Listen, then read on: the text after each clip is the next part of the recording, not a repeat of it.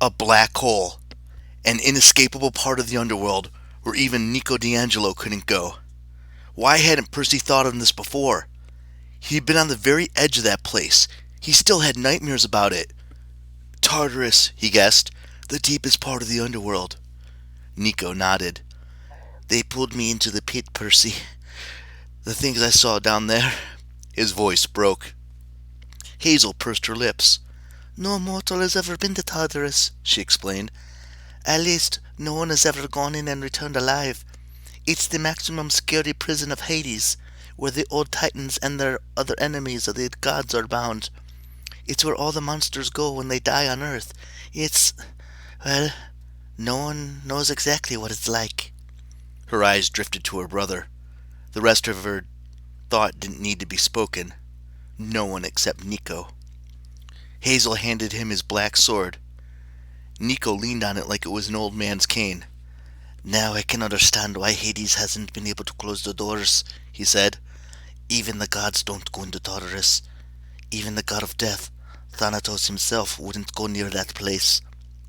Leo glanced over from the wheel. So, let me guess. We have to go there? Nico shook his head. It's impossible. I'm the son of Hades, and even I barely survived. Gaia's forces overwhelmed me instantly. They're so powerful. Down there, no demigod would stand a chance. I almost went insane. Nico's eyes looked like shattered glass. Percy wondered sadly if something inside him had been broken permanently. Then we'll sail for Epirus, Percy said. We'll just close the gates on this side.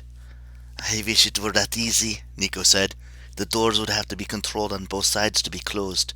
It's like a double seal. Maybe, just maybe, all 7 of you working together could defeat Gaia's forces on the mortal side at the House of Hades.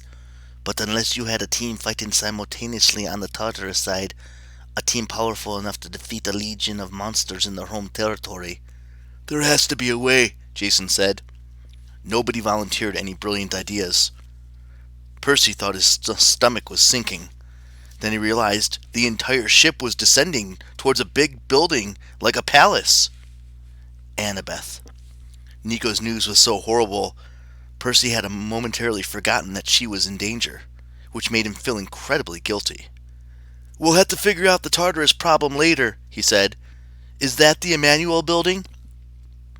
Leo nodded. Bacchus said something about the parking lot in the back? Well, there it is. What now? Percy remembered his dream of the dark chamber, of the evil buzzing voice of the monster called her ladyship. Remembered how shaken Annabeth had looked when she'd come back from Fort Sumter after her encounter with the spiders. Percy had begun to suspect what might be down in that shrine, literally the mother of all spiders. If he was right, and Annabeth had been trapped down there alone with that creature for hours, her leg broken, at this point, he didn't care if her quest was supposed to be solo or not. We have to get her out! Well, yeah, Leo agreed, but, He wanted to say, what if we're too late? Wisely, he changed tack. There's a parking lot in the way. Percy looked at Coach Hedge. Bacchus said something about breaking through. Coach, you still have ammo for those ballista? The satyr grinned like a wild goat. I thought you'd never ask.